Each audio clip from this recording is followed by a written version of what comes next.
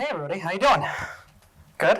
Good. Good. I can't tell you how happy I am to be on this stage. I did a product launch on Tuesday, and this is going to be the nicest thing that I do all week because now I'm dealing with after-launch events, which are just as stressful as pre-launch events. So let me ask you a question. How many people in here are using OKRs at their current company? Great. KPIs? Great.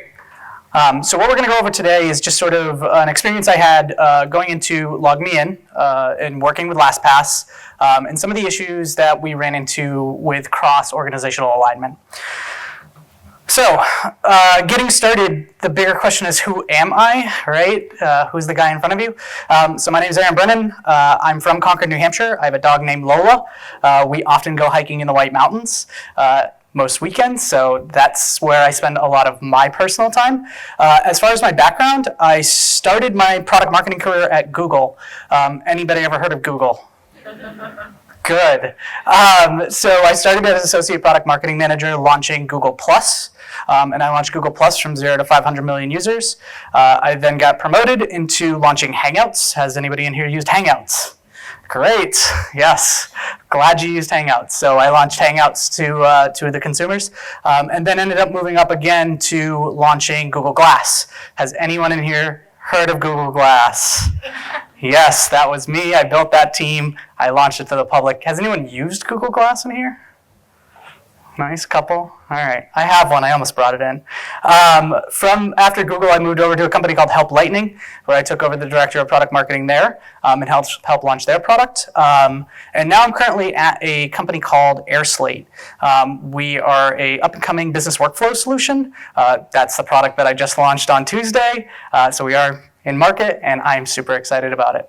But today I'm going to talk about LastPass. So has anyone used LastPass? Great. Do you like it? Yeah, it's not bad, huh? Well, we spent a lot of time moving LastPass forward. Now, let me ask you guys this question. How many of you spend the majority of your time on the sort of front end? Customer, sales, enablement? Majority of your time there? Okay. How many people spend it on the back end? Retention, active usage? Do you spend any time there? Majority of it? No? So coming into LogMeIn, I will give you a little bit of background of how they set up product marketing. Product marketing in LogMeIn was a sales enablement role. They sat with sales. Sales would come to my product marketing team and say, we need collateral for this so that we can get the sale pushed through to the end.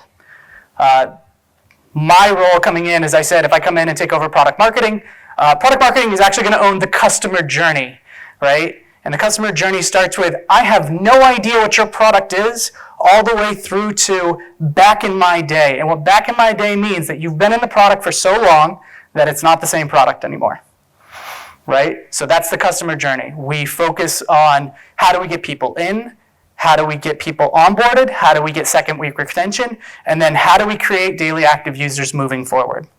So my team ended up owning this. I pulled them out of sales. I set them right next to product management. We worked very closely together to actually move that forward. So one of the first things I always do going into a company or taking over a new project is I jump right into the data. And I want to know what's going on with my product, who are my users, how are they using the product. And ultimately, when I jumped into LastPass, what I found was we had a shaky table problem. Does anybody know what a shaky table problem is? No? So a shaky table problem means that I have people coming into the product, but getting them to actually move forward with the product is not going well. They're not becoming daily active users. They're not moving from a lax user to a novice user to a power user. They are flatlining. Now, why that is dangerous is because we use our active users a lot for case studies, referrals, anything that we actually need. So if we have a shaky table problem, that means that a majority of our customers could leave our product at any time. They're not finding the value there, right? They're not seeing the things that they ultimately want to see. So what we ultimately saw was that LastPass registrations were on the decline, which means that we weren't seeing as many people come in. Our daily active users were flat. Daily active users is a huge number for me and my team as we move things forward, right? If daily active users is not climbing, that means people are not seeing the value, they're not coming into the product, I'm not getting better customer use cases, I'm not getting better referrals, I'm not getting better things coming through the product. That customer journey has ended once they entered the product. So even though we had more registrations coming in every single day, the daily active users should be growing. It was flat, which is a huge problem. Our trials for consumer and enterprise aren't converting, and we weren't sure exactly why. So we did all this work, and we found out what was going on. We did quantitative analysis and qualitative analysis. We ultimately found out that the people coming into the product were not the same people that were previously coming in 6 months ago. The users had changed. They had evolved. They've grown. Our messaging was the same as the old product, as the old customer journey of people coming in. So people were getting a different message that they wasn't resonating with them. So we did a lot of work and we changed it. We built new personas. How many people in here build personas? Is that your favorite thing to do? Updating personas every day? Yeah, it's great. Yeah, we built brand new personas for both our B2C and our B2B clients. We went through the product and said what features and functions resonated with those people that became daily active users, and then we've built new customer journeys. How do we drive people that are coming in through our funnel and introduce them to these features and functions that are most important to them right off the bat when they get in, so that they're finding value as soon as they come in? It's a direct correlation to growing daily active users numbers. So we did all this work. Me, my product marketing team, my product management team, we built new customer journeys. And I have a buddy that's in product marketing out in California that always uses this term of, what's great about being product marketing? You're in charge of a lot of stuff, but you have no power. Which is kind of right. I work cross-functionally. My team works cross-functionally. Although we own the customer journey, we need to work with marketing. We need to work with sales. We need to work with product management. We need to work with support. We need to work with PR. We need to work with everybody. So although we own the customer journey, we are reliant on these other teams to help us get this customer journey to where it needed to be.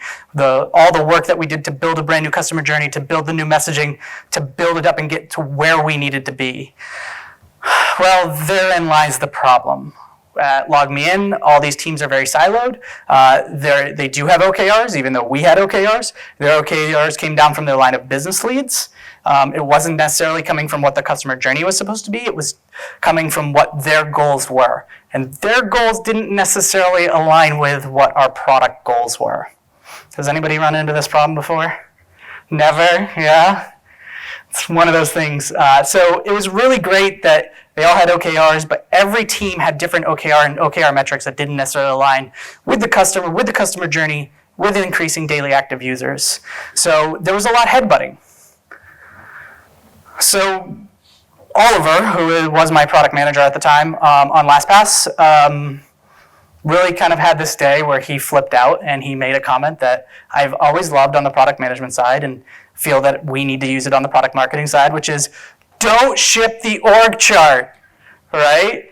So with all these silos, with all these teams that are working and marketing's hitting their numbers, product's not hitting theirs, support's hitting their numbers, but comms isn't hitting theirs, we are shipping the org chart. A customer journey should be seamless. They should not know who they're talking to at any point in their journey. It should feel seamless, concise, all the way through. This is a great experience. It'll increase daily active usage, and Oliver was screaming about it. Our users were running into that customer journey where every time they hit a different department, they were feeling it. So we really got down to how do we define success among line of business owners? For us, instead of doing regular OKRs, what we proceeded to do was doing what we called product OKRs. Right? Has anybody in here used product OKRs before? One? Good. That's good. So where the difference came from this was we had goals that we wanted to see the product hit. And those goals were directly correlated with what ideally we wanted the customer journey to be. So these are an example of our LastPass OKRs for Q3 and Q4. And we had 4 different goals. We wanted to drive new user adoption. We wanted to retain current users. We wanted to deepen product adoption. And we wanted to drive revenue. don't drive revenue, you have no product. So what we did was we came up with these OKRs. We brought in all the line of business owners to sit down with us, and we said, how does your team affect each one of these numbers? Right? So how does your team affect these things? And how is your team responsible for these?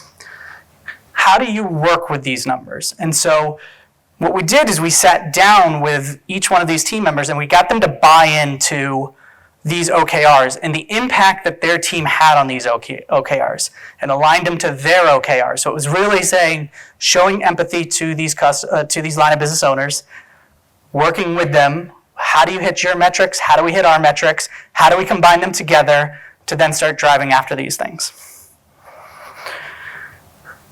The line of business owners finally came on board. They were super excited about it because now they could see metrics on how they would actually impact the product and not just their team, right? Hitting their team goals. We all agreed that we would build cross-functional teams that went along with these OKRs. So when it came to drive new product, drive new registration, we had a marketing person, a product marketing person, a support person, who were all working on driving that number up, and they were part of their OKRs. And we did the typical OKRs, personal OKRs for those, and driving those things forward. These cross-functional teams would then try to drive those numbers in the right direction, and they were working cross-functionally. The customer journeys were starting to get a lot better, believe it or not. Each line of business owner was responsible for providing their team member that would be responsible for that OKR and driving that OKR metric forward for the product. And these miniature teams that would be focusing on the micro OKR, as I was focusing on the overall OKRs, would have their own syncs where they would look into deeper OKRs. Okay, what was happening with registrations? How many registrations a week? How many of those registrations churned? And so we got better and better as you got deeper, and they got more granular on each one of those things to understanding where that pain point was. So in the end, ultimately what happened, right? This is kind of the big question. Did it work? We saw huge gains in what we were seeing. So we actually increased daily active users by 25%. Okay? We increased registrations by 22%. We increased successful trials by 15%. We started working a lot better with our customers and understanding that. My product marketers were then split out into onboarding and core, right? So they would split out into say, okay, you're in charge of onboarding and getting people into second week retention, into third week retention, into becoming daily active users. My core team was focused on how do you keep these people engaged? How do you make them go from a lax user to a novice user to a power user? And we had graphs that actually showed that moving up. And they worked cross-functionally with all those teams to then affect the OKR numbers that we ultimately had. So for us, it was a huge success. We saw teams working together. We saw teams moving things forward. And ultimately, my team was owning the customer journey from front to end. We were no longer shipping the org chart. We saw people actually engaging with the product. We were getting feedback we needed, and it was really successful. So, bringing together those teams around a common goal and focusing on the product and the product goals and the customer journey was very successful in us moving forward. So this is still going. Since I left LogMeIn, we have started to build OKRs at my current product. So you can see here, we've gotten a little bit more advanced. We're not using Google Sheets anymore. We built a dashboard. It's great that we built a dashboard because updating that Google Sheet was my nightmare every Monday. All right, and so you can see very similar things, right? Drive new user adoption, deepen product adoption. And underneath each one of those is the actual actions that need to happen in order to have a successful and healthy product that will continue to grow and move forward, and you can get case studies from, and you can get referrals from, and building on that. So we no longer had the shaky table that we had at LastPass when we first came in. We are launching AirSlate. We are very upfront and honest with ourselves on, are we a shaky table? Just driving leads into the product does not mean that you have a valuable product.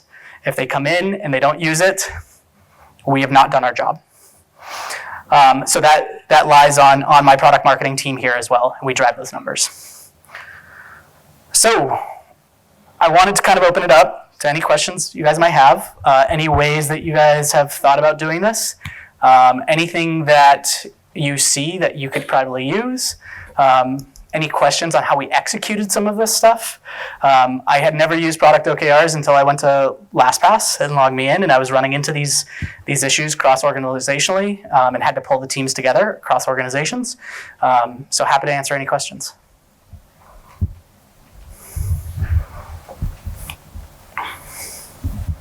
So in our company, we have multiple products that sometimes are very interdependent. And how would you suggest to build the OKR strategy for multiple products that are interconnected? Oh, that's a great question. So we currently have, at my current company, we have 3 products. And at LastPass, I was in charge of 3 products as well. We made OKRs for each product. So at LogMeIn, I was in charge of LogMeIn Pro, LogMeIn Central, and LastPass B2B and B2C. And we actually made OKRs for each one because as people are using the product, there's different features and functions that are most important to them to see the value in the product that you need to drive them towards. And so by making those OKRs for each product, we were able to see how each product was working and how it did and how it was what it did. One overarching OKR for like Dustin? So that's a good question. The question was, do we have an overarching OKR for all products? We did not, because all products were very different. And so certain features and values that were important to people when they first came in changed by product, and we couldn't really roll those up. So when it came to that, I had product marketing leads that would actually be in charge of that specific one, and we would have I would have weekly meetings with my product marketing leads who would then go through, these are the metrics that we're seeing. We're seeing declining registration here. People are not using the save a password function that much. We're seeing a dip here. And then they'd go and find out what was happening within that. But because the features that are most important and most resonate with people when they come into a product is very, very different. People coming into AirSlate are very different people than coming into LastPass. You have to keep those numbers different.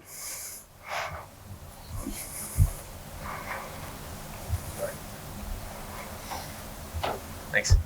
So at our organization, we have sort of 3 levels of the customer journey. So it's awareness, consideration, and then decision. Yep. Have you seen more success in getting even more granular and sort of more micro-segmented within whatever journey steps you have along the way, or is it best to sort of keep it high level like that? So it depends on how your company's set up. So as the director of product marketing, I have product marketers underneath me. So I'm looking at the high level journey and what's sort of happening, and they're getting more granular in each one of their areas. So those product marketers are getting granular in specific areas around registration, right, and how that's affecting onboarding later on. We did run tests where we would actually see where my product marketers would get granular on a specific area, and we noticed that in the customer journey, it would affect them later on. And either they wouldn't retain or they wouldn't renew, and then we'd have to go back to that specific area. So it was very much a fluid area where my product marketers in core would talk to my onboarding product marketing managers and really sort of get granular in those areas. If it's just me and I'm a team of one, I try to keep it high level. What are the most important features and functions that need to get built up and move forward, and where do we need to drive people to see the value really quickly and easily? So that's typically the way that I do it. Any other questions? Okay, thank you, Aaron. Cool.